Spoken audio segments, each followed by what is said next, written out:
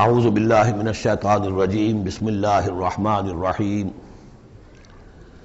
اقرأ بسم ربک الذی خلق خلق الانسان من علق اقرأ وربک الاکرم الذی علم بالقلم علم الانسان ما لم يعلم صدق اللہ العظیم رب اشرح لی صدری ویسر لی امری واحلل عقدۃ من لسانی یفقہوا قولی۔ اس سے پہلے کئی مرتبہ یہ عرض کیا جا چکا ہے کہ حضور پر جو پہلی وحی آئی تقریباً اجماع ہے اس پر کہ وہ یہ 5 آیات ہیں سورہ علق کی۔ آپ کی عمر شریف جب 40 برس کے لگ بھگ ہوئی، حضرت عائشہ صدیقہ رضی اللہ تعالی عنہ کی ایک روایت میں یہ ساری چیزیں موجود ہیں، تو خلوت گزرنی محبوب ہو گئی، غور و فکر کا غلبہ ہو گیا۔ پھر آپ غار حرا میں جا کر کئی راتیں کئی دن قیام فرما ہوتے تھے، اور شارحین حدیث کا اس پر اجماع ہے کہ وہاں آپ کیا کرتے تھے؟ کان صفت و تعبدہ فی غار حرا تفکر والاعتبار، غور و فکر، سوچ بچار۔ اسی میں پھر ایک دن فرشتہ آیا ہے۔ فرشتے کا آنا اور فرشتہ کیا لے کر آیا جس پر کہ اس نے یہ کہا اقرا، پڑھو، وہ ذرا بات ہے کہ جو ذرا پیچیدہ ہے سمجھنے کی ہے، وہ میں عرض کروں گا آپ سے۔ روایت یہ ہے کہ فرشتے نے کہا اقرا، تو حضور نے فرمایا ما انا بقاری۔ فرشتے نے اپنے ساتھ بھینچا لگا کر سینے کے ساتھ، پھر چھوڑ دیا، کہا کہو اقرا۔ حضور نے پھر کہا میں ما انا بقاری۔ تیسری مرتبہ پھر کیا، 3 مرتبہ کرنے کے بعد پھر یہ اقرا بسم ربک الذی خلق۔ تو اس میں میرے نزدیک وہ روایت صحیح ہے کہ یہ جو پہلی وحی آئی ہے یہ ما بین النوم والیقظہ، جبکہ آپ نیم بیداری اور نیم خوابیدگی کی کیفیت میں تھے، اور فرشتہ اس وقت ایک تختی پر لکھی ہوئی یہ آیات لے کر آیا تھا۔ ورنہ ظاہر بات ہے کہ آپ یہ پڑھا ہوا نہ ہو تب بھی اسی کی اپنی زبان میں کہا جا رہا ہو کہ یوں کہو، تو وہ تو کہنا مشکل نہیں تھا۔ 40 برس کی عمر تھی آپ کی، کوئی آپ بچے تو نہیں تھے، کوئی شے تھی کہ جس کو پڑھنا تھا۔ وہ جو پڑھنا ہے تو وہ اصل میں یہ اس عالم میں کہ جس کو آپ کہیں گے ما بین النوم والیقظہ، بیداری اور خواب کے بین کی کوئی کیفیت تھی جس میں کہ فرشتہ آیا ہے اور اپنی اصل ملکی شکل میں آیا ہے۔ اس لیے کہ پھر اس نے جب وہ بھی کوئی چیز لکھی ہوئی لایا ہے، روایتوں میں آتا ہے سونے کی تختی تھی جس پر یہ آیات لکھی ہوئی تھی، تو اس پر آپ نے کہا ما انا بقاری، میں تو پڑھا ہوا نہیں ہوں۔ اب بات اس کے ساتھ مطابقت رکھتی ہوئی ہے، لیکن پھر جو سینے کے ساتھ بھینچا ہے 3 مرتبہ، تو اس سے گویا کہ آپ کے اندر وہ استعداد پیدا ہو گئی، پھر آپ نے اس کو پڑھا۔ اور یہ میں یاد دلاتا ہوں کہ میں نے جب کہا تھا کہ جب دوسری وحی فترت کے بعد آئی ہے سورہ مدثر کی، تو حضور نے جب دیکھا تھا کہ اب یہ افق اعلیٰ پر یا افق مبین پر حضرت جبرائیل نظر آئے، کیسے پہچان لیا؟ وہی فرشتہ جو غار حرا میں آیا تھا، تو وہاں بھی وہ اپنی اصل ملکی شکل میں تھے، لیکن وہاں جو رؤیت حضور کو حاصل ہوئی تھی وہ پوری بیداری کی حالت کی نہیں تھی، ما بین النوم والیقظہ، یعنی کچھ نیم خوابی اور نیم بیداری کی کیفیت تھی، لیکن دیکھ لیا تھا حضرت جبرائیل کو ان کی اصل ملکی شکل میں اس وقت۔ لہذا پھر جب وہ پہاڑ سے اترتے ہوئے یا محمد کی صدا آئی، اور پھر آپ نے 2 مرتبہ تو ادھر ادھر دیکھا، کوئی نظر نہیں آیا، تو آپ کو کچھ خوف سا بھی طاری ہوا۔ پھر اچانک نگاہ اٹھی تو دیکھا کہ وہی فرشتہ کہ وہی کہ جو غار حرا میں آیا تھا، اس طرح ہے کہ آسمان زمین کے مابین افق پر، اور اس طرح سے کہ پورا افق بھر گیا۔ تو یہ ہے اس کا پس منظر۔ اقرا بسم ربک الذی خلق، پڑھو اپنے اس رب کے نام سے جس نے پیدا کیا۔ خلق الانسان من علق، انسان کو پیدا کیا اس نے اس جونک کی طرح کی چیز سے کہ جو رحم مادر میں چمٹ گئی تھی۔ اقرا وربک الاکرم، پڑھو اور تمہارا رب بہت کریم ہے، بہت کریم ہے، بہت مہربان ہے۔ الذی علم بالقلم، جس نے کہ تعلیم دی ہے قلم کے ساتھ۔ عام انسانی تعلیم قلم کے ذریعے سے ہے، حضور کے لیے قلم کے درجے میں فرشتہ ہے، فرشتے کے ذریعے سے حضور کو سکھایا گیا ہے۔ علم الانسان ما لم یعلم، اور انسان کو سکھایا ہے جو کچھ کہ وہ نہیں جانتا تھا۔ اس وحی سے، جیسا کہ میں نے بارہا عرض کیا ہے، اب 25واں 26واں دن ہے آج، کہ اس سے آپ کی نبوت کا ظہور ہو گیا۔ نبی تو پیدائشی طور پر نبی ہوتا ہے، لیکن اس کا ظہور ہوا ہے اس وحی کے ساتھ۔ البتہ اس میں کوئی تبلیغ کا حکم نہیں ہے، وہ تو پھر جب وہ وحی آئی ہے، جب کہ فرشتے کو دیکھا ہے افق اعلیٰ پر، افق مبین پر، اس کے بعد جب گھر گئے ہیں اور پھر آپ کمبل اوڑھ کر لیٹ گئے ہیں، دہشت کی کیفیت طاری تھی. پھر وہ سورہ مدثر کی آیات نازل ہوئیں، یا ایھا المدثر قم فانذر وربک فکبر. وہاں سے پھر آپ کی رسالت کا آغاز ہوا کہ اے لحاف میں لپٹ کر لیٹنے والے، اب کھڑے ہو جاؤ، انذار کرو، خبردار کرو لوگوں کو، اور اپنے رب کی کبریائی کا اعلان کرو اور اس کی کبریائی کے نفاذ کی جد و جہد کرو. یہ ہم پڑھ چکے ہیں کل سورہ مدثر میں. اس کے بعد میں نے عرض کیا تھا سورہ مدثر ہی میں 7 آیتوں میں حضور سے خطاب کے بعد پھر 3 آیتیں تھیں. فَإِذَا نُقِرَ فِي النَّاقُورِ فَذَلِكَ يَوْمَئِذٍ يَوْمٌ عَسِيرٌ عَلَى الْكَافِرِينَ غَيْرُ يَسِيرٌ. یہاں پھر دیکھیے، یہاں اب 3 آیتیں آ رہی ہیں، یہ آخرت کا فلسفہ بیان کر رہی ہیں. کَلَّا إِنَّ الْإِنسَانَ لَيَطْغَىٰ.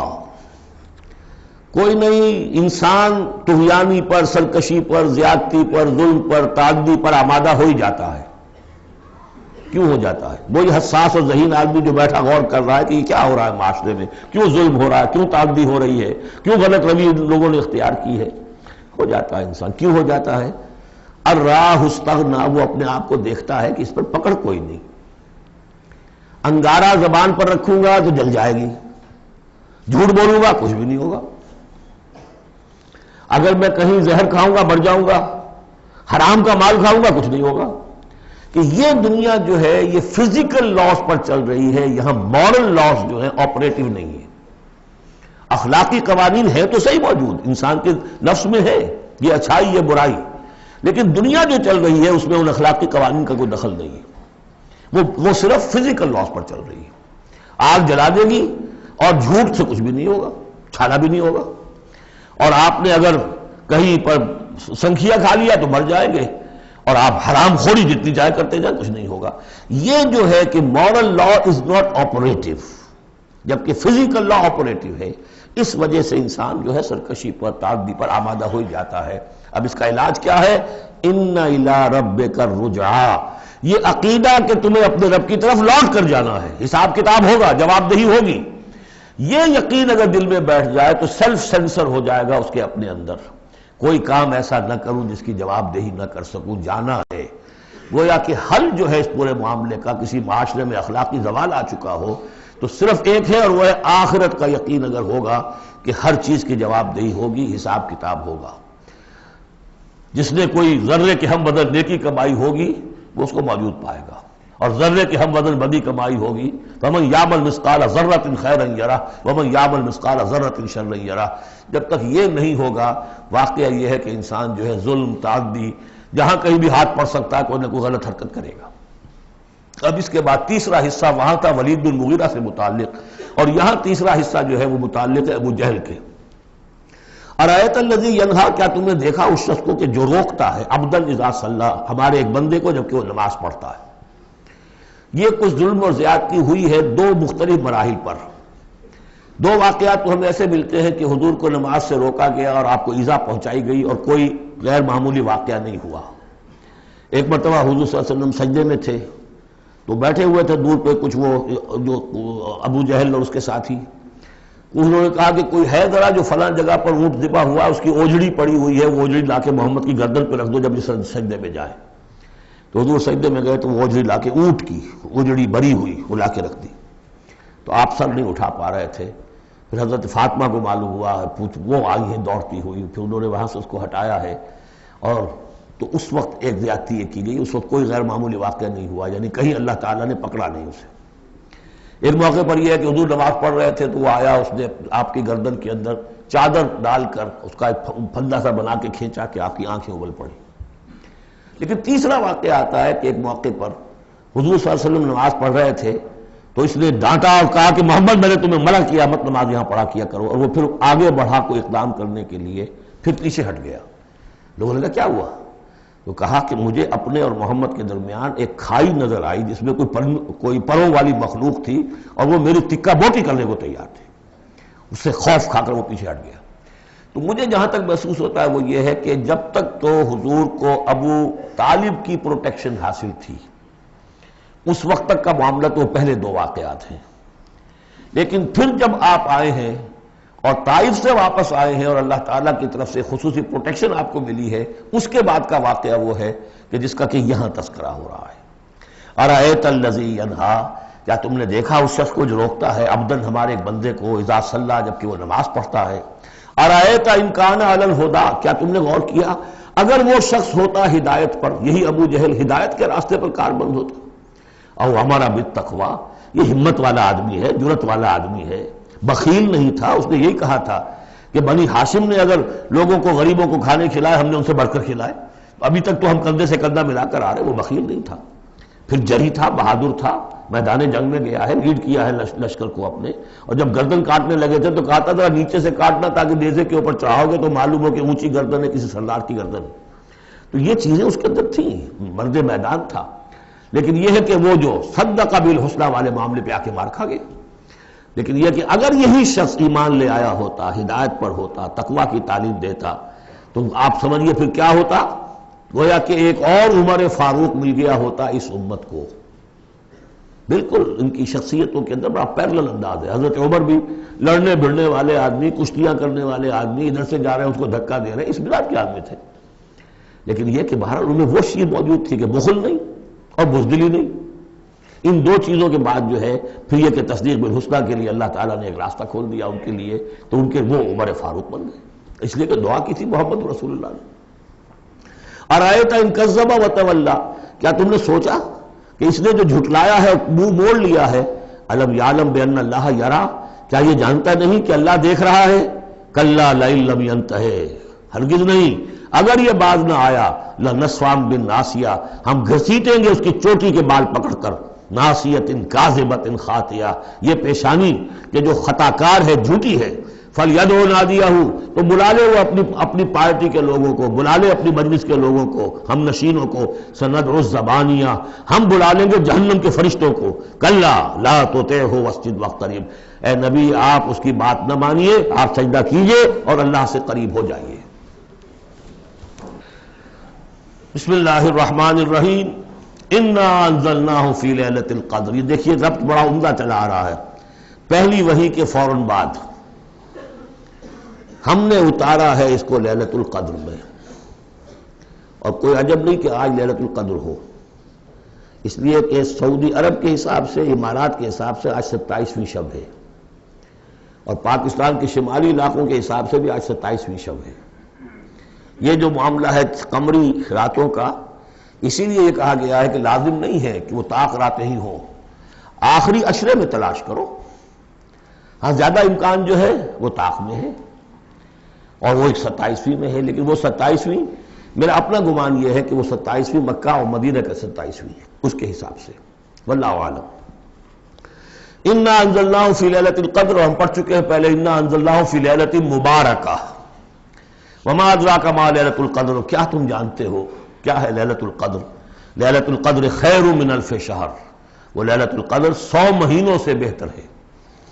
تنزل الملائکۃ والروح، وہاں ہم پڑھ چکے ہیں تفصیل سے کہ یہ اینول بجٹ سیشن ہے اللہ تعالیٰ کا اس دنیا کے نظام کے لیے، ہر سال میں جو کچھ ہونا ہوتا ہے اس کے فیصلے ہو جاتے ہیں، فیہا یفرق کل امر حکیم، اس شب میں سب فیصلے ہو جاتے ہیں، اگلے سال کیا کچھ ہونا ہے، اور وہ فرشتوں کے حوالے کر دیے جاتے ہیں، ایشو ہو گئے آرڈر، اب ان کی ہے امپلیمنٹیشن، یدبر الامر من السماء الى الارض ثم یعرج الیہ، فرشتے جو ہیں امپلیمنٹ کرتے ہیں ان احکام کو، اور پھر وہ رپورٹیں جو ہے واپس پہنچتی ہیں۔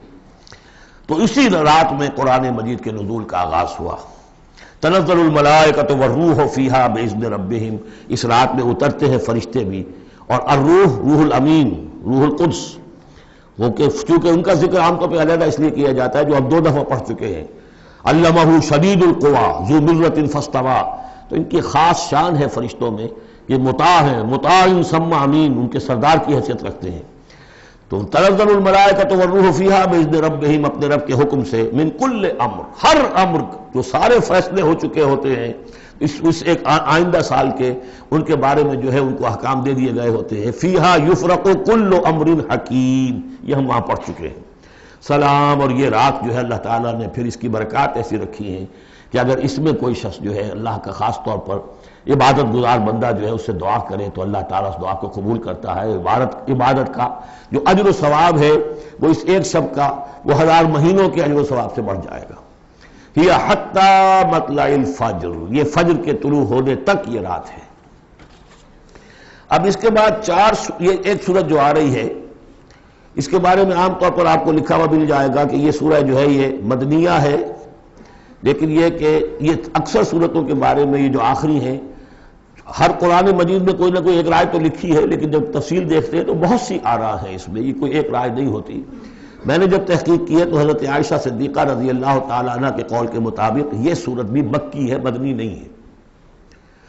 سورۃ البینہ، بسم اللہ الرحمن الرحیم، لم یکن الذین کفروا من اہل الکتاب والمشرکین منفکین حتی تأتیہم البینہ، نہیں تھے وہ لوگ جنہوں نے کفر کیا تھا اہل کتاب میں سے اور مشرکین میں سے کہ انہیں علیحدہ کر دیا جاتا یا باز آ جاتے، حتی تأتیہم البینہ، جب تک کہ ان کے پاس بینہ نہ آ جاتی ہے۔ ظاہر بات ہے کہ وہ گمراہی میں مبتلا تھے، کوئی بین چیز آئے، کوئی واضح چیز آئے جس سے کہ ان کو محسوس ہو جائے، شعور ہو جائے کہ ہم گمراہی پر ہیں، اور یا اس کا مفہوم یہ ہے کہ جب تک بین ان کے اوپر بات نہ آ جائے اس وقت تک انہیں کاٹا نہیں جا سکتا، انہیں اپنے سے علیحدہ نہیں کیا جا سکتا۔ منفق جو ہے یہ دونوں طریقے سے مانی دے گا۔ اب قابل غور کیا بات ہے، وہ بینہ کیا ہے؟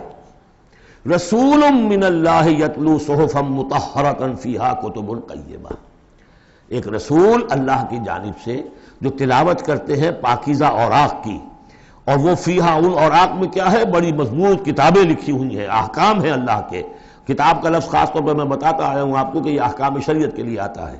فیہا کتب قیمہ، یہ ہے وہ چیز کہ جب اللہ کا رسول اللہ کی کتاب لے کر آ جائے تو یہ بینہ اب ہو گئی، اب بات واضح ہو گئی، اب کسی شک و شبے کی گنجائش نہیں رہی۔ یہی سورہ طلاق میں ہم نے پڑھا تھا ذکرہ، قد انزلنا الیکم ذکرہ رسولا یتلو علیکم آیاتہ، تو یہ جو ہے رسول جب تلاوت کرتا ہے، گویا کہ رسول اور کتاب مل کر بینہ بنے، اللہ کی کتاب اس کا معلم رسول مل کر بینہ بنے۔ اس اعتبار سے بینہ اور ذکرہ کی جو تعبیر ہوئی ہے اور اس کی ڈیفینیشن جو ہوئی ہے سورہ بینہ میں اور سورہ طلاق میں، وہ بہت اہم ہے۔ اب فرمایا وما تفرق الذین اوتوا الکتاب الا من بعد ما جاءتهم البینہ، یہ جن لوگوں کو کتاب دی گئی تھی انہوں نے جو پہلے بھی تفرقہ کیا ہے آپس میں، یہ جو بٹ گئے، یہ کوئی نصارہ بن گئے، کوئی یہودی بن گئے، پھر نصارہ میں نہ معلوم کتنے فرقے ہوئے اور یہودیوں میں کتنے فرقے ہوئے، یہ سارا تفرقہ ہوا کب؟ الا من بعد ما جاءتهم البینہ، مگر یہ کہ ان کے پاس بینہ آ چکی تھی، گویا کہ اس کے اب جرم کی وہ پورے طور پر اس کی سزا کے سزاوار ہو چکے۔ وما امروا، یہ آیت اس اعتبار سے بہت اہم ہے کہ دین کا پھر وہی خلاصہ جو ہم نے پڑھا تھا بہت ہی شدت کے ساتھ سورہ زمر میں، وہ پھر آ گیا۔ وما امروا الا لیعبدوا اللہ مخلصین لہ الدین حنفاء، اور انہیں حکم نہیں ہوا تھا مگر اس بات کا کہ بندگی کریں، پرستش کریں اللہ کی، لیکن اس کے لیے اپنی اطاعت کو خالص کرتے ہوئے۔ یہ نہیں کہ نماز تو اللہ کی پڑھ رہے ہیں لیکن یہ کہ اور کام اپنے نفس کی مرضی کے مطابق کر رہے ہیں، وہاں اللہ کے حکم کو ٹھکرا دیا ہے۔ کاروبار جو کر رہے ہیں وہ اور طریقوں سے کر رہے ہیں جو حرام ہے، تو یہ تو پھر بندگی نہ ہوئی۔ یہ تو وہ بات ہو گئی افتؤمنون ببعض الکتاب وتکفرون ببعض، کیا تم ہماری کتاب اور شریعت کے ایک حصے کو مانتے ہو اور ایک کو رد کر دیتے ہو؟ فما جزاء من یفعل ذلک منکم الا خزی فی الحیاۃ الدنیا، تو جو کوئی بھی تم میں سے یہ رویہ اختیار کرے گا اس کی کوئی سزا اس کے سوا نہیں ہے کہ دنیا میں ذلیل و خوار کر دیے جائیں، ویوم القیامت یردون الی اشد العذاب، اور قیامت کے دن بدترین عذاب میں جھونک دیے جائیں۔ دنیا کی رسوائی تو آج ہمارے ماتھے پر لکھی ہوئی ہے۔ 1.5 ارب انسان، 1.25 ارب تو کم سے کم ہے، 120-130 کروڑ سے کم نہیں آج مسلمان، عزت نام کی کوئی شے نہیں۔ عالمی معاملات میں وی ہیو نو سے، کسٹمی پرست کے بھیا کیستی، ہماری پالیسیاں کہیں اور بنتی ہیں، کہیں اور سے ہمارے بجٹ کے لیے انسٹرکشن کہیں اور سے آتی ہیں، اور تو اور بات ہے۔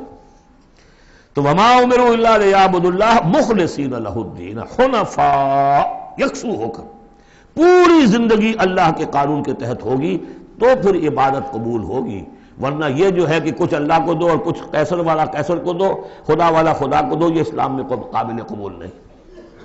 اب اس کے بعد فرمایا وَيُقِيمُ الصَّلَاةَ وَيُؤْتُوا الزَّكَاةَ، اس کے علاوہ وہ نماز قائم کریں، زکوٰۃ ادا کریں۔ بندگی اور شے ہو گئی، نماز اور زکوٰۃ علیحدہ شے ہو گئی۔ بندگی تو اطاعت ہے، زندگی آمد برائے بندگی، زندگی بے بندگی شرمندگی۔ اس بندگی کے حقوں کے تقاضوں کو پورا کرنے کے لیے نماز دی گئی آپ کو، تاکہ آپ یاد تو کرتے رہیں، اللہ کو یاد تو کرتے رہیں، تاکہ وہ جو عہد کیا ایاک نعبد و ایاک نستعین دن میں 5 مرتبہ تازہ ہو جائے۔ اس کو حفیظ نے کہا ہے کہ سرکشی نے کر دیے دھندلے نقیش بندگی، سرکشی نے کر دیے دھندلے نقوش بندگی، آؤ سجدے میں گریں، لوح جبین تازہ کریں۔ یہ جو ہے اس کے اوپر دھندلے ہو گئے نقوش بندگی، نماز پڑھو تاکہ بندگی کا نقش پھر اور چمک اٹھے۔ ایاک نعبد و ایاک نستعین، کتنی مرتبہ دہراؤ گے سورہ فاتحہ کو ہر نماز میں تو تم اپنے عہد کو تازہ کر رہے ہو۔ اور زکوٰۃ دو، وذالک الدین القیمہ، یہی ہے سیدھا دین، ہمیشہ کا دین۔ ان الذین کفروا من اہل الکتاب والمشرکین، بے شک وہ لوگ جنہوں نے کفر کی روش اختیار کی، خواہ وہ اہل کتاب میں سے تھے یہود اور نصارہ، والمشرکین خواہ وہ مشرکین میں سے تھے، فی نار جہنم خالدین فیہا، وہ ہوں گے جہنم کی آگ میں، اس میں ہمیشہ ہمیشہ رہیں گے۔ اولئک ہم شر البریہ، یہ یقیناً بدترین خلائق ہے۔ ان الذین آمنوا وعملوا الصالحات، اس کے برعکس وہ لوگ جو ایمان لائے جنہوں نے نیک عمل کیے، اولئک ہم خیر البریہ، یہ بہترین خلائق ہے۔ اللہم ربنا اجعلنا منہم، اللہ تعالی ہمیں ان میں شامل ہونے کی توفیق عطا فرمائے۔ جزاؤہم عند ربہم جنات عدن تجری من تحتہا الانہار خالدین فیہا ابدا، ان کا بدلہ ہوگا ان کے رب کے پاس وہ باغات، رہنے والے باغات، ریزیڈنشل گارڈنز، جن کے دامن میں ندیاں بہتی ہوں گی اور جس میں وہ رہیں گے ہمیشہ ہمیشہ ہمیشہ ہمیشہ۔ یہ مقام اور ایک سورہ تغابن جو ہم نے پڑھی تھی، اس وقت میں نے وہ بات کا تذکرہ نہیں کیا تھا، دو مقامات قرآن مجید کے ایسے ہیں جہاں جو سائملٹینیس کنٹراسٹ ہے وہ یہ ہے کہ جہنم کے لیے صرف خالدین فیہا آیا ہے اور جنت کے لیے خالدین فیہا ابدا، تو یقیناً کوئی نہ کوئی فرق ہے۔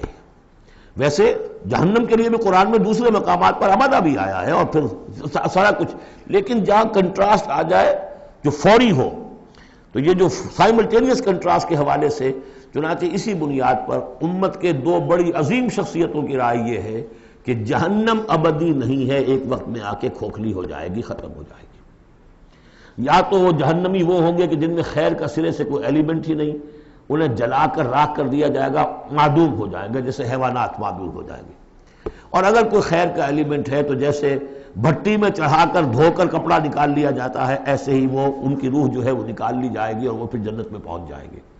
لیکن یہ عام اہل سنت کا عقیدہ نہیں ہے، یہ نوٹ کر لیجئے، کہیں آپ میرے خلاف کوئی فتوی نہ آپ کروا دیں، لیکن یہ ہے کہ دو افراد ہیں جو بہت عظیم ہیں۔ ایک تو یہ کہ جو یوں سمجھیے کہ شیخ اکبر کہلاتے ہیں، صوفیہ میں بہت چوٹی کی شخصیت، محی الدین ابن عربی۔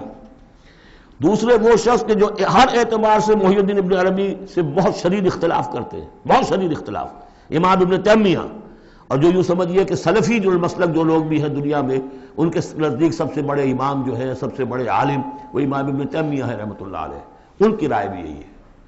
تو دو عظیم اشخاص کا اس پر متفق ہو جانا، متفق گردید رائے بو علی بارائے من، تو یہ وہ یقیناً جو ہے اس قابل تھا کہ میں آپ کو اس کا تذکرہ ذکر بتا دوں۔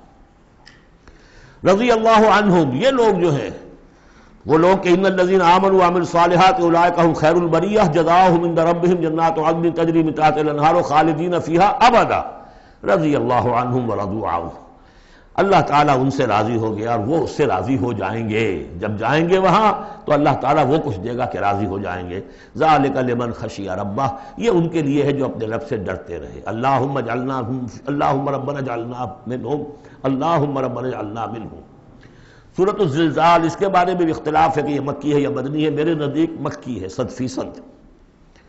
اور اس کے بارے میں ایک روایت یہ آئی ہے کہ حضور نے فرمایا ہے کہ یہ ایک سورت جو ہے 1000 آیات کے ہم وزن ہے اپنی فضیلت کے اعتبار سے۔ بسم اللہ الرحمن الرحیم، اذا زلزلت الارض زلزالہا، جب زمین ہلائی جائے گی جیسے کہ ہلائی جائے گی، یعنی تم اس وقت اندازہ نہیں کر سکتے کیسے ہلائی جائے گی۔ اسی کا نقشہ کھینچا گیا ہے سورہ حج کے شروع میں، یا ایھا الناس اتقوا ربکم ان زلزلۃ الساعۃ شیء عظیم، اس قیامت کا زلزلہ بہت بڑی شے ہوگا۔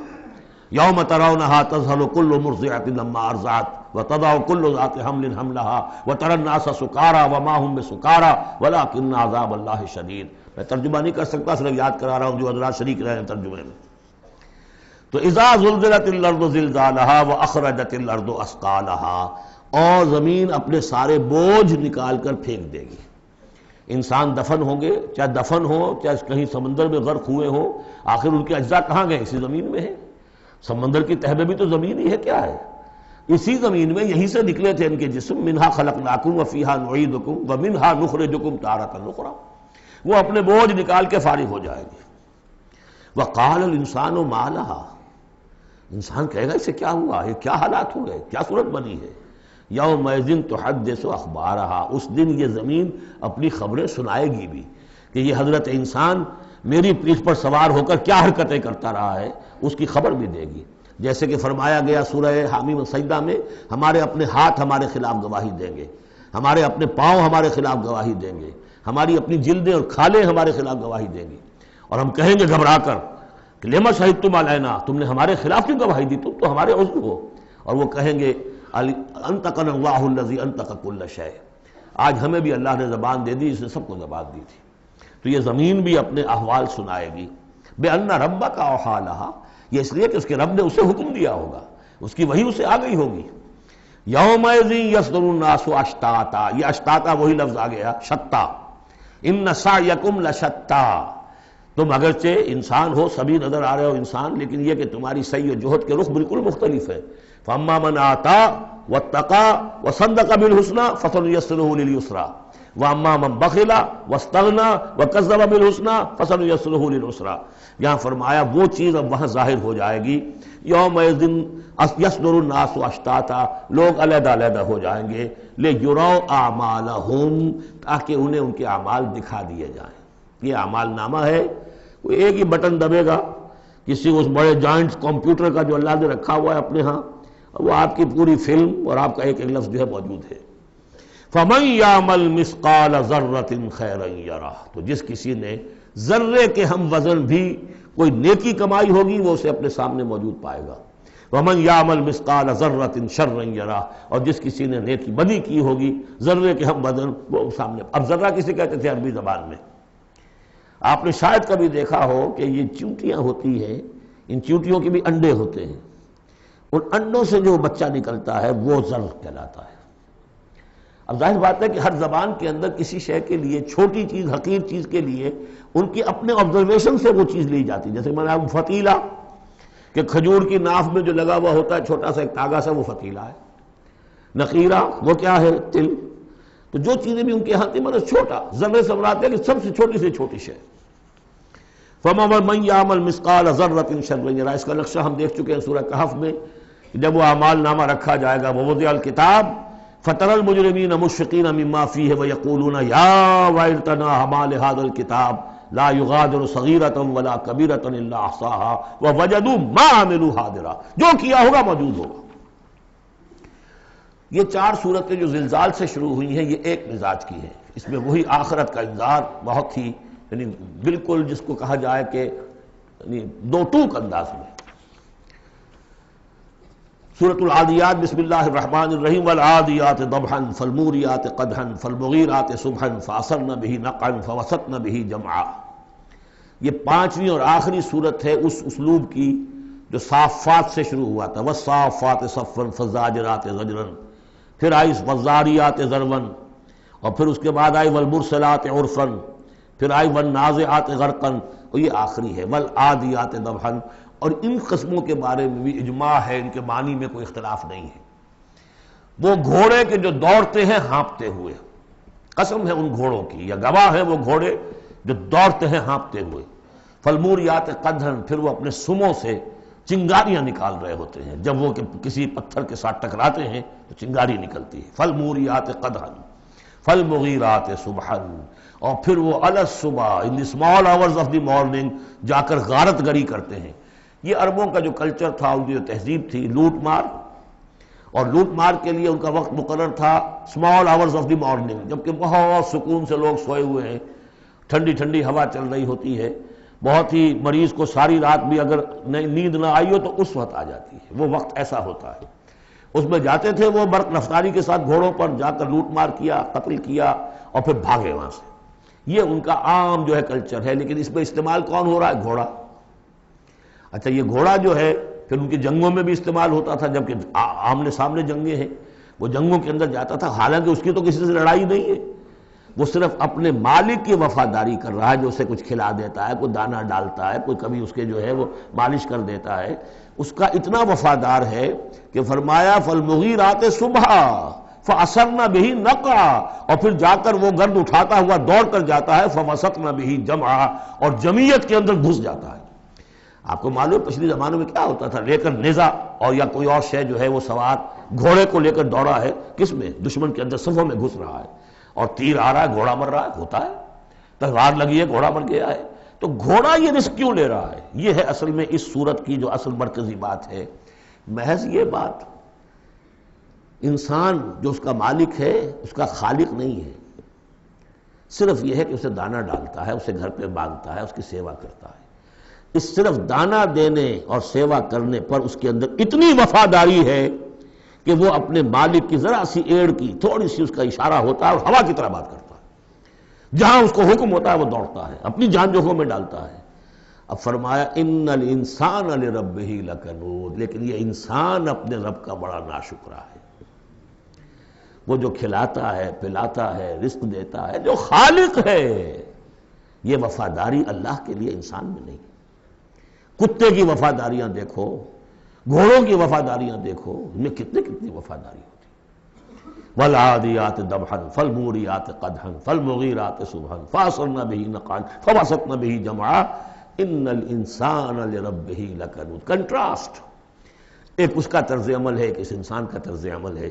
وَإِنَّهُ عَلَىٰ ذَلِكَ لَشَهِيدٌ بَلِ الْإِنسَانُ عَلَىٰ نَفْسِهِ بَصِيرًا، سورہ قیامہ میں جو ہم نے پڑھا ہے، اسے خود بھی معلوم ہے کہ میں ناشکری کر رہا ہوں۔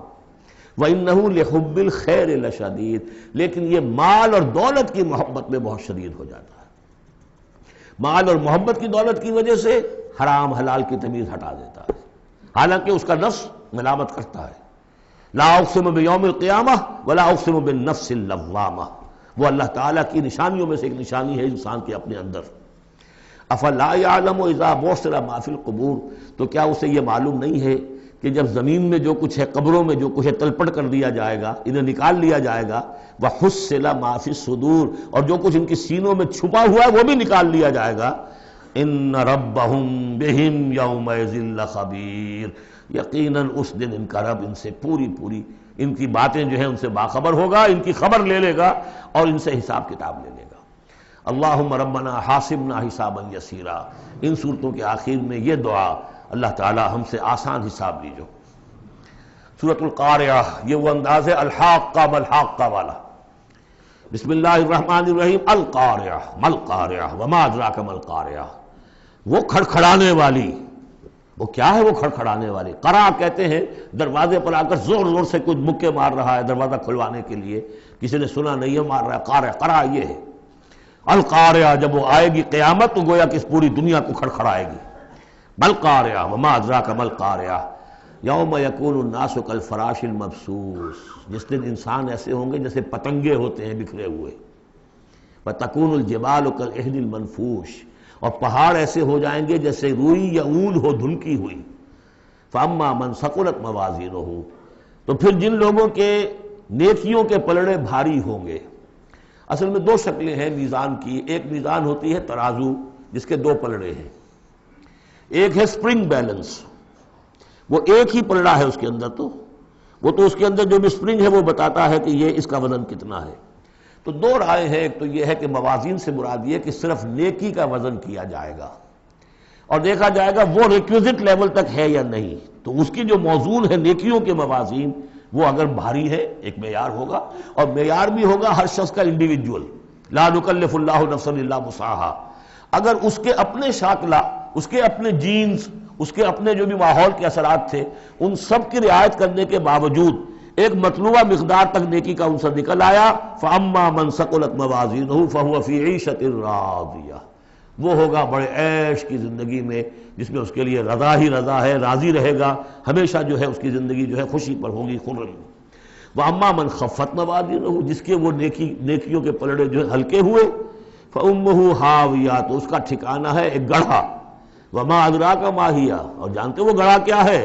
نارٌ حامیہ، آگ ہے دہکتی ہوئی۔ اللہم اجرنا من النار یا مجیرو یا مجیرو یا مجیر۔ سورۃ التکاثر، بسم اللہ الرحمن الرحیم۔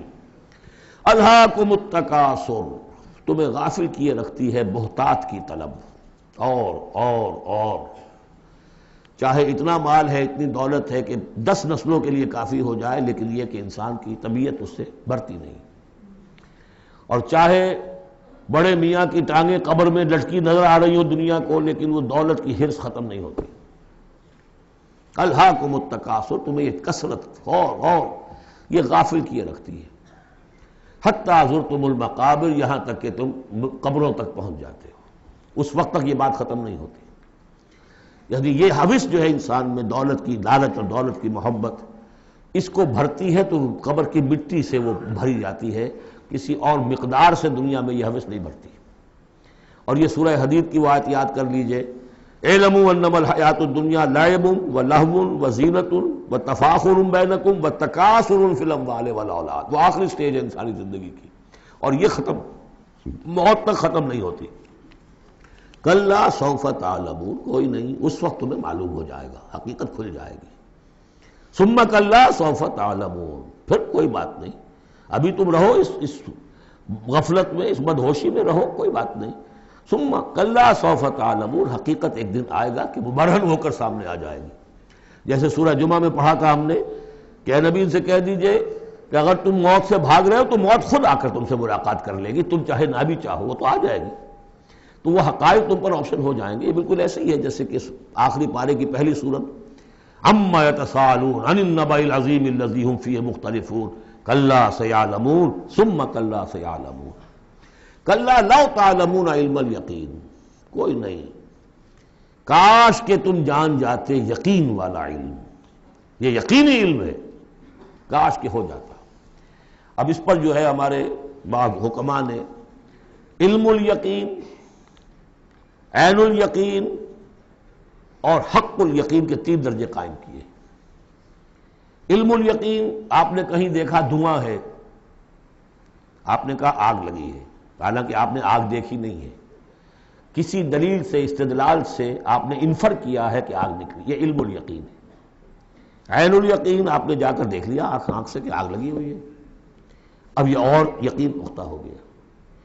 لیکن ایک ہو سکتا ہے پتہ نہیں یہ آگ ہے یا آگ کی شکل ہے، آج کل بہت سے وہ ایسے بنے ہوتے ہیٹرز کہ جو گھر میں جا کر یہ معلوم ہوتا دیکھتے ہوئے انگارے رکھے، ہے کچھ بھی نہیں ہوا، تو اصل میں تو لائٹ کہیں اور، وہ جو حرارت آ رہی ہے وہ تاروں میں سے آ رہی ہے، وہ دہکتے انگارے جو نظر آ رہے ہیں وہ ہرگز ہے ہی نہیں، آگ ہے ہی نہیں، آگ کی شکل ہے۔ لیکن اگر کہیں آپ نے انگلی بھی جا کر دے دی اور وہ جب جلی ہے تو اب حق الیقین حاصل ہو گیا کہ ہاں یہ آگ ہی ہے، اس لیے کہ اس کا تجربہ آپ کو خود حاصل ہو گیا۔ تو یہ ہے کلا لو تعلمون علم الیقین، کاش کہ تمہیں اس دنیا میں رہتے ہوئے علم الیقین ہی حاصل ہو جائے۔ لترون الجحیم، پھر تمہیں اس جہنم کو دیکھنا ہے، ثم لترونها عین الیقین، پھر عین الیقین کے ساتھ اس کو دیکھو گے، ثم لتسألن یومئذ عن النعیم، پھر اس دن تم سے سوال کیا جائے گا، پوچھا جائے گا کیا کیا نعمتیں ہم نے تمہیں دی تھی اور تم نے وہاں کیا کیا ہے۔ اب آ گئی وہ صورت جو قرآن مجید کے مختصر ترین صورتوں میں سے ہے لیکن جامع ترین صورتوں میں سے ہے، سورۃ العصر، جس کے بارے میں امام شافعی کے 2 اقوال ہیں۔ ایک یہ کہ لو لم ینزل من القرآن سواہا لکفت الناس، اگر سوائے سے ایک صورت کی کوئی اور چیز نازل نہ ہوتی قرآن میں، یہ لوگوں کی ہدایت کے لیے کافی تھی۔ لو تدبر الناس هذه السورة لوسعتهم، اگر لوگ اس پر تدبر کریں، غور و فکر کریں۔ ہمارا جو منتخب نصاب مطالعہ قرآن حکیم کا، اس کا نقطہ آغاز یہ صورت ہے، اور اس پر میرا کتابچہ بھی موجود ہے، ایک کتاب بھی موجود ہے۔ والعصر، زمانے کی قسم ہے، زمانہ گواہ ہے، پوری تاریخ انسانی اس پر گواہی دے گی۔ ان الانسان لفی خسر، یقیناً انسان خسارے میں ہے، گھاٹے میں ہے۔ الا الذین آمنوا، سوائے ان کے جو 4 شرطیں پوری کریں، ایک نہیں، الا الذین آمنوا وعملوا الصالحات وتواصوا بالحق وتواصوا بالصبر، ایمان لائیں، جو اس کائنات کے مخفی حقائق ہیں ان کو سمجھیں، ان کا شعور حاصل کریں، ان کی تصدیق کریں، ایمان باللہ، ایمان بالآخرہ، ایمان بالرسالت، پھر اس کے عملی تقاضوں کو پورا کریں۔ وعملوا الصالحات، پھر یہ کہ اس کے اوپر نہ صرف خود قائم ہوں، اس کی دعوت دیں، اس کو پھیلائیں، وصیت کریں، جو بھی حق ہے، جو بھی صحیح بات ہے، امر بالمعروف ہے، نہی عن المنکر ہے، تواصوا بالحق۔ اور پھر یہ کہ جب یہ کام آپ کریں گے، آزمائشیں آئیں گی، تکلیفیں آئیں گی، مصیبتیں آئیں گی، ریزنٹمنٹس ہوں گی، لوگ ناراض ہوں گے، آپ کیوں ان سے کہہ رہے ہیں کہ یہ کام آپ نہ کریں، یہ غلط کام ہے؟ بچوں سے بھی کہہ کر دیکھیے کہ گلی میں مت کھیلو، تم کرکٹ کھیل رہے ہو کسی گاڑی کا شیشہ توڑو گے تو پھر اپنی عزت بچا کر وہاں سے نکل کر گھر واپس پہنچنا مشکل ہو جائے گا۔ کوئی نہیں چاہتا کہ کوئی بات آپ بتائیں، تو پھر اب آپ کو صبر کی ضرورت ہوگی، آپ اس پر کام کرتے رہیں۔ جیسے کہ حضرت لقمان نے اپنے بیٹے کو نصیحت کی تھی، یا بنی اقم الصلاۃ وامر بالمعروف وانہی عن المنکر واصبر علی ما اصابک، پھر جو بھی تکلیف آئے اسے جھیلو۔ پھر یہ کہ آدمی جو ہے بزدل نہ ہو، تھر دلا نہ ہو، کہ اس قدم سے واپس آ جائے اس خوف سے کہ کہیں مجھے اس میں کوئی تکلیف نہ آ جائے۔ وَلَنَبْلُوَنَّكُمْ بِشَيْءٍ مِّنَ الْخَوْفِ وَالْجُوعِ وَنَقْصٍ مِّنَ الْأَمْوَالِ وَالْأَنفُسِ وَالثَّمَرَاتِ وَبَشِّرِ الصَّابِرِينَ، صبر کرنے والے۔ وَالْعَصْرِ إِنَّ الْإِنسَانَ لَفِي خُسْرٍ إِلَّا الَّذِينَ آمَنُوا وَعَمِلُوا الصَّالِحَاتِ وَتَوَاصَوْا بِالْحَقِّ وَتَوَاصَوْا بِالصَّبْرِ اللہم ربنا اجعلنا منہم اللہم ربنا اجعلنا منہم۔ جو اس راستے پر نہیں چلتے ان کا کردار کی ایک جھلک دکھائی جا رہی ہے۔ یہ سورۃ ہمزہ جو ہے، بسم اللہ الرحمن الرحیم، ویل لکل ہمزۃ لمزہ، انسان کے سامنے کوئی ہائی آئیڈیل نہیں اگر ہوتا، کوئی اعلیٰ نصب العین اور آدرش نہیں ہے، تو وہ پستی کی طرف پھر اس کی دلچسپی کیا ہوگی؟ کچھ چغلیاں کھاتا پھر رہا ہے، کسی کو تانے دے رہا ہے، کسی کی غیبت کر رہا ہے، کسی کی عزت پر حملہ کر رہا ہے، کسی کا مال ہڑپ کر رہا ہے، پھر اس کی شخصیت کے اندر یہ پستی آ جائے گی۔ وہی جس پستی کو دیکھ کر ایک حساس انسان مایوس ہو جاتا ہے کہ انسان میں خیر کوئی ہے ہی نہیں، یہ تو گویا کہ گندگی کی ایک پوٹ ہے۔ کسی سے پوچھ لیجئے، کوئی کہے گا سیکس، اور سیکس اتنا کہ باپ اگر بیٹی کو محبت بھری نگاہ سے دیکھ رہا ہے تو وہ بھی سیکس ہے، ماں اگر بیٹے کے جسم پر کوئی شفقت سے ہاتھ پھیرے تو اس کو بھی سیکس ہے، یہاں تک پہنچا گیا۔ تو یہ کہ انسان کے اندر کوئی اعلیٰ جذبہ، کوئی اعلیٰ فکر ہے ہی نہیں، کسی کوئی بتایا نہیں۔ انسان تو نرا حیوان ہے، گندگی کی پوٹ ہے۔ کوئی شخص جو ہے بڑا اونچا واز کہہ رہا ہے اور کوئی زیر لب مسکرا رہا ہوگا کہ یہ واز جو فرما رہے ہیں اپنا روب گاٹھنا چاہ رہے ہیں، یہ کوئی ان کی اور کوئی غرض ہوگی، کوئی شاید کوئی نذرانہ ملنا ہو انہیں جس کے لیے واز فرما رہے ہیں۔ واز تو بڑا عمدہ ہے، لیکن انسان جانتا ہے کہ بڑے گھٹیا انسان کے بالعموم جو موٹیوز ہیں انتہائی گھٹیا ہوتے ہیں، جس سے کہ انسان کی یعنی فطرت سے انسان جو ہے مایوس ہو جاتا ہے کہ شاید انسان میں کوئی خیر ہے ہی نہیں۔ اسی لیے وہ 4 قسمیں کھائیں تھیں، والتین والزیتون وطور سینین وہذا البلد الامین لقد خلقنا الانسان فی احسن تقویم۔ کیا محمد انسان نہیں تھے؟ کیا موسیٰ انسان نہیں تھے؟ کیا عیسیٰ انسان نہیں تھے؟ کیا نوح انسان نہیں تھے؟ انسانی عظمت کے اوپر اتنی بڑی بڑی گواہیاں موجود ہیں، لیکن جب پستی پر آتا ہے تو واقع ہے کہ اس سے پست کوئی نہیں۔ پھر اسفل سافلین، جتنا کینہ انسان میں پیدا ہو جاتا ہے اونٹ کے اندر نہیں ہے، جتنی شہوت انسان میں پیدا ہو جاتی ہے سور میں نہیں ہے اتنی۔ یہ ساری چیزیں جو ہیں، نقالی جتنی انسان کرتا ہے اتنا آپ کسی بندر میں نہیں دیکھیں گے نقالی کرتے ہوئے، اور جتنا یوں سمجھیے کہ انسان کے اندر خونخواری پیدا ہو جاتی ہے، بھیڑیوں کو مار دے جاتا ہے انسان۔ جو کچھ ہوتا ہے جب نیشنلزم کا بھوت سوار ہوتا ہے سر پر، بچوں کو، چھوٹے چھوٹے بچوں کو اچھال کر بلموں میں اور نیزوں کے اندر کون پروتے رہے؟ انسان پروتے رہے۔ سن 47 میں پروئے گئے کہ نہیں؟ وہ انسان تھے، بھیڑیے سے زیادہ کوئی بھیڑیا ایسا کام نہیں کرے گا۔ ویل لکل ہمزۃ لمزہ، بڑی خرابی ہے اس شخص کے لیے کہ جو عیب چنتا رہتا ہے لوگوں کے اور تانے دیتا رہتا ہے۔ الذی جمع مالا وعددہ، جس کی ساری سعی و جہد اسی میں رہی، مال کمایا اور اسے گنتا رہا، اب میرے ایسٹس اتنے ہو گئے، آج کی بیلنس شیٹ اس سال کی جو ہے اس میں یہ اضافے ہو گئے۔ یحسب ان مالہ اخلدہ، کچھ گمان یہ کرتا ہے شاید کہ اس کا مال اسے ہمیشہ باقی رکھے گا۔ ظاہر بات ہے آدمی جانتا ہے مجھے مرنا ہے، لیکن اسی مال کو صرف کر کے وہ کوئی ایسے نشانات دنیا میں چھوڑ کے جانا چاہتا ہے کہ جس سے اس کا نام زندہ رہے۔ پیرامڈز کیوں بنائے گئے؟ calm and self-possessed, still and resolute. The pyramids، یہ اہرام مصر اتنے اونچے اونچے، ہزارہا انسان اس پہ لگے رہے ہوں گے تب یہ بنے ہوں گے، کتنی بڑی بڑی چٹانیں، کتنے لوگ ان کے نیچے دب کر مرے ہوں گے۔ Pyramids echo unto eternity, the defiant cry of man's will to survive and conquer the storms of time. تو مال سے انسان نے اپنے نام کو زندہ رکھنے کی کوشش کی ہے۔ کلا، ہرگز نہیں، لَيُنبَذَنَّ فِي الْحُطَمَةِ، یہ جھونک دیا جائے گا حطمہ میں۔ وَمَا أَدْرَاكَ مَا الْحُطَمَةُ، اور تم جانتے ہو کہ وہ کیا ہے؟ حطمہ کیا ہے؟ نار اللہ الموقدہ، وہ آگ ہے سلگائی ہوئی، التی تطلع علی الافئدہ، جو دلوں کے اوپر بھڑکے گی۔ اب یہ آگ کون سی ہوگی؟ ایک تو ہمارے زمانے میں ایک صاحب تھے، اگرچہ وہ کوئی عالم دین تو نہیں تھے، انگریزوں کی فوج میں رہے تھے تو کچھ انہوں نے چیزیں پڑھی تھی، وہ اس حطمہ کو ایٹم سے تعبیر کرتے ہیں، اور ایٹم کا جو بھی ہوتی ہے، جو آپ کو معلوم ہے کہ پھر اس سے جو پھیلتی ہے اس کی، چاہے وہ براہ راست آگ نہیں ہوتی، وہ اس کا فال آؤٹ جو ہے وہ یقیناً جو ہے کہ جو چیر کے انسان کے وجود کو چلا جاتا ہے اندر۔ یہ چیزیں ہیں، کون کون سی آگیں ہیں؟ آپ سمجھیے ایک آگ تو وہ ہے لکڑی سے ہم نے جلائی ہے، وہ جلاتی ہے تو اس کو جلاتی ہے۔ ایک آگ وہ ہے جو انفرا ریڈ ریز ہے، الٹرا وائلٹ ریز ہے، یا کوئی اور ریز ہے، یہ کھال کو کچھ نہیں کہتی، اندر جا کے آپ جسم کے جس حصے کو چاہتے ہیں اسے حرارت پہنچاتی ہے۔ وہ آگ جو ہے نار اللہ الموقدہ التی تطلع علی الافئدہ، دلوں پر جا کر وہ روشن ہوگی۔ انہا علیہم موصدہ، پھر وہ ان پر بند کر دی جائے گی تاکہ ساری حرارت انہی کے اوپر رہے۔ فی عمد ممددہ، بڑے اونچے اونچے لمبے ستونوں میں۔ اب جو 10 صورتیں رہ گئی ہیں ان میں سے اکثر کا تعلق سیرت النبی سے ہے صلی اللہ علیہ وسلم، اور اس میں سب سے پہلے جو ہے عرب کا وہ جو ماحول اس وقت کا تھا جس میں اپنے حضور پیدا ہوئے ہیں، آپ کی ولادت باسعادت ہوئی ہے، اور اس کے کچھ واقعات کی طرف، اور ان کا جو معاشی اس وقت کا معاملہ تھا خاص طور پر قریش کا، اس کی طرف اشارہ ہے۔ حضور کی ولادت ہوئی ہے ابو الفیل میں، جس سال کہ آیا تھا ابرہہ یمن سے فوج لے کر، اور وہ بیت اللہ کو گرانا چاہتا تھا۔ اس کا ایک لمبا تاریخی پس منظر ہے، عیسائی تھا وہ، اس نے کلیسا بنایا تھا، وہ چاہتا تھا جیسے لوگ جو ہے آتے ہیں بیت اللہ میں حج کرنے کے لیے ہجوم ہوتا ہے، ایسے ہی یہاں کلیسا میں آئیں۔ وہاں کوئی آیا نہیں، بلکہ کوئی عرب نے جا کر شرارت بھی کی، وہیں جا کر وہ رفع حاجت کرایا اندر۔ اس پر جو غصہ اسے چڑھا، اس نے کہا کہ اب ان کا جو ہے یہ بیت اللہ میں ڈھاؤں گا۔ وہ فوج لے کر آیا ہے جس میں ہاتھی بھی تھے، اسی لیے وہ اصحاب الفیل کہلاتے ہیں۔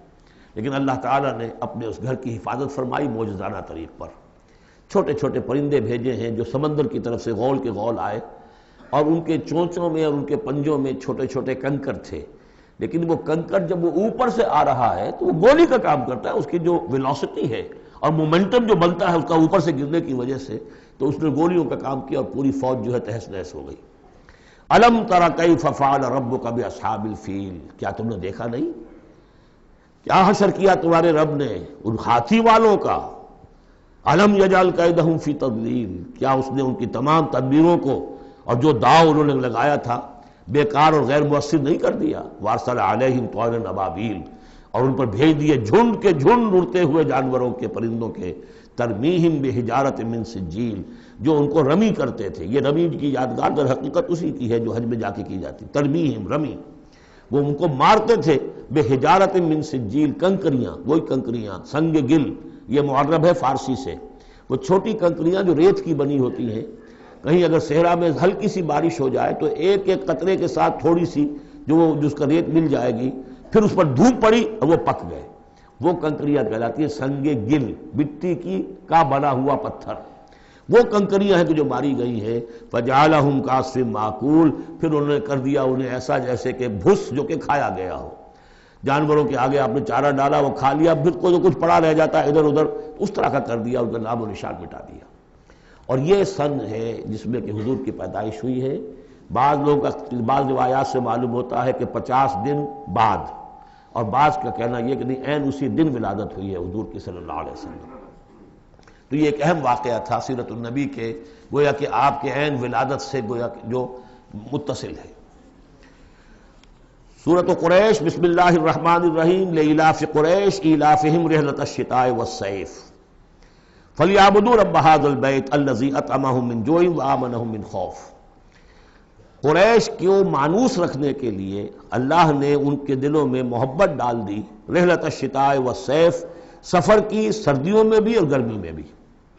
اس میں اشارہ ہو رہا ہے کہ جو ایسٹ ویسٹ ٹریڈ میں قریش کو مونوپولی حاصل ہو گئی تھی۔ پہلے یہ ٹریڈ تھی ملکہ یہ جو قوم سبا کے ہاتھ میں تھی، جبکہ عروج کا دور تھا یمن کا۔ تو ہوتا یہ تھا کہ ہندوستان سے اور جاوا اور ملایا اور سماٹرا، بورنیو اور چین سے سارا جو سامان تجارت آتا تھا وہ یمن کے ساحل پر، کیونکہ نہر سویس تو تھی نہیں۔ اب ایک طرف وہ ہے فار ایسٹ، ایک طرف ہے یورپ۔ اور یورپ کو اور فار ایسٹ کو ملانے والے کوئی آبنائے نہیں ہے پانی. اور وہ راستہ جو ہے round the cape of good hope وہ تو 1498 میں واسکو ڈی گاما نے تلاش کیا ہے، گویا کہ حضور کی بعثت کے بعد 800 برس بعد. اس وقت کیا شکل تھی کہ سارا یورپ کا سامان تجارت آیا تھا فلسطین کے ساحل پر، شام کے ساحل پر، اور یہاں سے سارا مال آ کر اترتا تھا یہ یمن کے ساحل پر. تو کچھ عرصے پہلے تک تو کوئی 150-200 برس پہلے تک حضور سے یہ ساری تجارت یمنیوں کے ہاتھ میں تھی. یمنی قافلے لے کر چلتے تھے، یہاں سے اس مال کو لے گئے وہ وہاں تک شام تک، پھر وہاں سے مال لے آئے، اور یہ ایک طرح سے گویا کہ ایسٹ اینڈ ویسٹ جو ٹریڈ تھی اس میں انہیں کی پوزیشن حاصل تھی. پھر جب سیل العرم آیا ہے، ان پر سیلاب آیا ہے، وہ تباہ و برباد ہو گئے، تو پھر یہی ایسٹ ویسٹ ٹریڈ جو ہے یہ قریش کے ہاتھ میں آ گئی. اور ان کو خاص طور پر پروٹیکشن یہ حاصل تھی کہ چونکہ یہ خانہ کعبہ کے متولی تھے اور وہاں تمام قبیلوں کے بت رکھے ہوئے تھے، گویا کہ سب کے خدا ہاسٹیج تھے ان کے پاس، لہذا ان کے قافلے پر کوئی حملہ نہیں کر سکتا تھا، کسی اور کا قافلہ بچ کے جا نہیں سکتا. اس قافلے کو لوٹتے تھے بدو، اور اس کو جو ہے کوئی حفاظت نہیں ہوتی تھی. لیکن قریش کا قافلہ بدو دور رہتے تھے کہ یہ تو خانہ کعبہ کے متولی ہیں، اور اگر ہم نے ان کا قافلہ لوٹا یہ ہمارا بت اٹھا کے پھینک دیں گے باہر وہ خانہ کعبہ سے. اس لیے انہیں اس خانہ کعبہ کی وجہ سے وہ پوزیشن حاصل ہوئی کہ انہیں تونگری اور دولت مندی حاصل ہو گئی. اور پھر یہ ایسا کرتے تھے سردیوں کے زمانے میں یہ اپنا چکر لگاتے تھے یمن کا، اور گرمیوں کے زمانے میں جاتے تھے شام کی طرف، فلسطین کی طرف، کیونکہ وہ گرم علاقہ ہے تو وہ سردیوں میں، اور یہ چونکہ جو وہ زیادہ ٹھنڈا علاقہ تھا وہ گرمیوں میں. لإلاف قریش، اس واسطے کے مانوس رکھا قریش کو، الافہم رحلۃ الشتاء والصیف، ان کے دلوں میں وہ الاف سے مراد کیا ہے کہ سفر جو ہے ان کا جاڑے کا اور گرمی کا، اس سے ان کو گویا کہ مانوس کر دیا. فَلْيَعْبُدُوا رَبَّ هَٰذَا الْبَيْتِ، پس انہیں بندگی کرنی چاہیے، پرستش کرنی چاہیے اس گھر کے مالک کی، اس گھر کے رب کی. انہوں نے یہاں لا کے 360 بت رکھ دیے ہیں. انہیں چاہیے تھا کہ خلوص اور اخلاص کے ساتھ جو اس گھر کا اصل مالک ہے، جس کی توحید کے لیے یہ مرکز بنایا تھا ابراہیم نے، ان کے جد امجد نے، اور کہا تھا کہ ربنا لیقیموا الصلاۃ، تیری نماز قائم کرنے کے لیے میں نے یہ گھر بنایا ہے. تو اس کو انہوں نے جو ہے اس کو بت قدہ بنا دیا. دنیا کے بت قدوں میں پہلا وہ گھر خدا کا، ہم اس کے پاسباں ہیں، وہ پاسباں ہمارا. تو کرنا یہ چاہیے تھا الذی اطعمہم من جوع، جس نے کہ انہیں طعام پہنچایا اور بھوک سے نجات دی، انہیں غذا دی، انہیں دولت دی. وآمنہم من خوف، اور ان کو امن دے دیا ہے خوف سے کہ ان کے قافلوں کے اوپر کسی حملے کا خوف اور اندیشہ نہیں ہوتا. عرب میں جو بھی اخلاقی اب معاملہ ہو چکا تھا اس وقت جب کہ حضور کی بعثت ہوئی ہے، اس کا نقشہ اب آ رہا ہے سورۃ الماعون میں. یعنی یہ کہ ایسا نہیں تھا کہ سرے سے ان کے ہاں کوئی ویلیوز رہی نہ ہوں، لیکن یہ کہ تلپٹ ہو جاتی ہیں ویلیوز، اور یہ کہ کچھ چیزیں ہوتی ہیں کہ جن کی حقیقت نہیں رہتی، صرف ان کی رسم رہ جاتی ہے. جیسے آج ہمارا حال ہے، رہ گئی رسم اذاں روح بلالی نہ رہی، فلسفہ رہ گیا تلقین غزالی نہ رہی. تو ان کے ہاں بھی یہ آ چکا تھا کہ اب وہ چونکہ جزا و سزا کے تصور سے محروم ہو چکے تھے، لہذا ارأیت الذی یکذب بالدین، کیا تم نے دیکھا اس شخص کو جو جزا و سزا کا انکاری ہے؟ کوئی جزا سزا نہیں، کوئی باعث بعد الموت نہیں. ان ہی الا حیاتنا دنیا نموت و نحیا وما یہلکنا الا الدار، اس دنیا کی زندگی کے سوا کوئی زندگی نہیں، ہم خود مرتے ہیں خود جیتے ہیں، اور ہلاک کرنے والی شے گردش افلاک کے سوا اور کوئی نہیں، ہم کوئی خدا کو نہیں مانتے. ایسے لوگ بھی تھے ان میں. ظاہر بات ہے کہ اس شخص کا کردار کیسا ہو جائے گا جو جزا و سزا کا منکر ہے. وہ تو یہی ہوگا بابر بیش کوش کہ عالم دوبارہ نہیں اس. جب کوئی اور زندگی دوبارہ ہے ہی نہیں، یہی زندگی ہے، کھاؤ پیو عیش کرو، جہاں ہاتھ پڑ سکتا ہو ڈالو، جو چیز حاصل کر سکتے ہو کر لو. کیوں جھجک رہے ہو کہ یہ برا ہے اور یہ اچھا ہے اور یہ جائز ہے اور یہ ناجائز ہے؟ پھر تو طریقہ یہی ہوگا. تو وہ کردار کیا بنتا ہے اگر جزا و سزا کا انکاری ہوگا انسان، تو کردار کیا بنے گا؟ فَذَلِكَ الَّذِي يَدُعُّ الْيَتِيمَ، وہی ہے کہ جو یتیم کو دھکے دیتا ہے. کیوں کھلائے یتیم کو؟ کون سا فائدہ ہے اسے سے؟ وَلَا يَحُضُّ عَلَىٰ طَعَامِ الْمِسْكِينِ، اور کسی مسکین کو کھانا کھلانا خود تو درکنار، کسی اور کو بھی اس کے لیے کوئی تلقین کرنے کو تیار نہیں. اس لیے کہ اندیشہ یہ ہے کہ میں اسے تلقین کروں گا تو پلٹ کر مجھ سے نہ کہے کہ تم کیوں نہیں کھلاتے. فَوَيْلٌ لِّلْمُصَلِّينَ، ان کے ہاں نماز تو ہے، نماز کا حلیہ انہوں نے بگاڑ دیا ہے. وہ سورہ انفال میں ہم پڑھ چکے ہیں، سیٹیاں بجاتے تھے، تالیاں بجاتے تھے، لیکن وہ نماز سمجھتے تھے اسے. وہ طواف کرتے تھے خانہ کعبہ کا، اور اس میں سب سے اونچا طواف سمجھتے تھے اس کو کہ مادر ذات برہنہ ہو کر طواف کیا جائے. یہ سارے تکلفات ختم کر کے، اور بالکل جیسے دنیا میں آئے تھے، اللہ نے جب ہمیں بھیجا تھا تو اللہ کے گھر میں آئیں تو اسی طریقے سے آئیں جیسا کہ اللہ نے دنیا میں ہمیں بھیجا۔ اب ان کے یہ تصورات تھے۔ فویل للمصلین الذین هم عن صلاتهم ساہون، تو تباہی ہے، ہلاکت ہے، بربادی ہے ان نماز پڑھنے والوں کے لیے جو اپنی نمازوں سے غافل ہیں۔ اس کی روح ختم ہو چکی ہے، شکلیں بھی بدل دی گئی ہیں۔ ہمارے ہاں اللہ کا شکر ہے اس امت میں شکل نہیں بدلی ہے۔ صلو کما رأیتمونی اصلی، اللہ کا فضل ہے، اس طرح کی بدعات وہاں ہمارے ہاں نہیں ہے۔ لیکن یہ ہے کہ روح جو ہے، روح نماز، حضور قلب، آدمی نماز پڑھ رہا ہو تو احساس ہو کہ میں کس کے سامنے کھڑا ہوں، اور پھر جو کہہ رہا ہو اس کو سمجھ رہا ہو، اور خلوص و اخلاص سے کہہ رہا ہو ایاک نعبد و ایاک نستعین، پھر اس پر عمل کرتا ہو، وہ کہاں کتنے ہیں۔ ایک رسم ہے، رہ گئی رسم اذاں روح بلالی نہ رہی، فلسفہ رہ گیا تلقین غزالی نہ رہی۔ نمازوں، روزوں، قربانیوں، حج یہ سب باقی ہیں، تو باقی نہیں۔ الذین هم عن صلاتهم ساہون الذین هم یراؤون، اور اگر کوئی نیکی کا کام کرتے ہیں تو دکھاوے کے لیے، تاکہ اس سے کچھ شہرت ملے، بڑا بہت سخی آدمی ہے۔ وَيَمْنَعُونَ الْمَاعُونَ، لیکن ان کی شخصیت کے اندر پستی کا عالم یہاں تک آ گیا ہے کہ عام استعمال کی چیزیں بھی مانگے تانگے نہیں دیتے۔ عرب میں بھی رواج تھا بھئی کہیں سے کسی کے چولہے میں سے کوئی انگاری لے آؤ تاکہ ہم آگ روشن کر لیں، نمک ہے کسی سے مطلوب ہے تو اس کا کوئی جھجک نہیں ہوتی تھی، نمک دے دیا جاتا تھا۔ لیکن وہ لوگ ان چیزوں میں بھی آ کر شقی ہو جاتا ہے۔ سورۃ الکوثر، اس پس منظر میں محمد الرسول اللہ کا ظہور ہو رہا ہے۔ یہ تین صورتیں جو ہیں اس نے پس منظر رکھا، ایک نے تاریخی، ایک نے ان کا معاشی اور اقتصادی، ایک نے ان کی اخلاقی اور مذہبی حیثیت۔ سورۃ الفیل وہ تاریخی واقعہ جو ہے، ظاہر بات ہے بہت بڑا واقعہ، اس کا بڑا چرچا ہوا ہوگا حضور کی بعثت کے ساتھ متعلق، لیکن دوسری طرف بیت اللہ اور اس کی وجہ سے قریش کو، اس کے متولی ہونے کی وجہ سے جو امن حاصل تھا اور جو انہیں اللہ کی طرف سے روزی پہنچ رہی تھی، تیسرے ان کی اخلاقی پستی جس حد کو پہنچ گئی تھی، اس میں جب ظہور ہو رہا ہے محمد الرسول اللہ کی نبوت کا، یہ سورۃ الکوثر، بسم اللہ الرحمن الرحیم، انا اعطیناک الکوثر فصل لربک وانحر ان شانئک ھو الابتر۔ اے نبی، ہم نے آپ کو خیر کثیر عطا کیا۔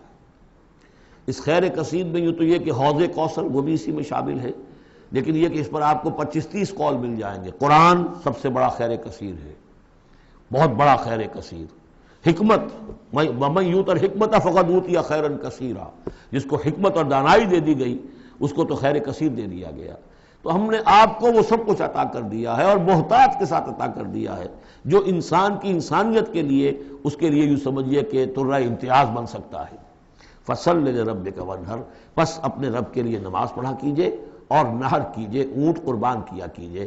یہ گویا کہ عید الاضحیٰ کا نقشہ آ گیا۔ فصل لربک، پہلے ہم نماز پڑھتے ہیں دوگانا عید الاضحیٰ، اور پھر جا کر ہم قربانی کرتے ہیں۔ وانحر ان شانئک ھو الابتر، یقیناً آپ کا دشمن ہی ہے کہ جو دم کٹا ہو جائے گا۔ اس کا پس منظر یہ ہے کہ جب حضور کے ایک صاحبزادے بچپنی میں فوت ہو گئے تو کچھ جو کفار تھے مکے کے، انہوں نے بڑی خوشیاں منائیں کہ ایک ہی بیٹا تھا، باقی تو ان کی بیٹیاں ہیں۔ آپ کو معلوم ہے کہ 4 بیٹیاں تھیں حضور کی صلی اللہ علیہ وسلم، لیکن یہ کہ بیٹا جو تھا وہ ایک ہی تھا، وہ اللہ نے اٹھا لیا، تو بڑے خوشیاں منائی گئیں کہ یہ تو اب دم کٹا جیسے ہوتا ہے جس کا کوئی پیچھے نام نہ رہ جائے۔ بیٹیوں سے تو نام چلتا نہیں، نام تو چلتا ہے بیٹوں سے، تو اب ان کا تو کوئی تذکرہ ہی نہیں رہے گا، کوئی بات نہیں، جب تک یہ ہیں آگے کوئی نام لینے والا نہیں۔ تو فرمایا کہ نہیں، ان کو تو کروڑوں بیٹے اللہ عطا کرے گا، کروڑوں اربوں بیٹے عطا کرے گا۔ ہاں اے نبی، آپ کا دشمن ضرور ہے کہ جس کا نام لیوا کوئی نہیں رہے گا۔ یہ جو ہے سورۃ الکافرون، یہ گویا کہ ایک اعلان ہوتا ہے آخری کسی نبی کی طرف سے کہ جب کہ وہ اپنی دعوت پیش کر چکا ہو، اتمام حجت کر چکا ہو، ہر طرح سے بات واضح ہو چکی ہو، اور قوم اس کی نہ مان رہی ہو، تو پھر وہ اعلان برات کرتا ہے، اب میرا تم سے کوئی تعلق نہیں۔ قل یا ایھا الکافرون لا اعبد ما تعبدون، کہہ دیجئے اے نبی، اے کافروں۔ یہ انداز کبھی بھی داعیانہ نہیں ہوتا، داعی کا انداز ہوتا ہے یا ایھا الناس، اے لوگوں۔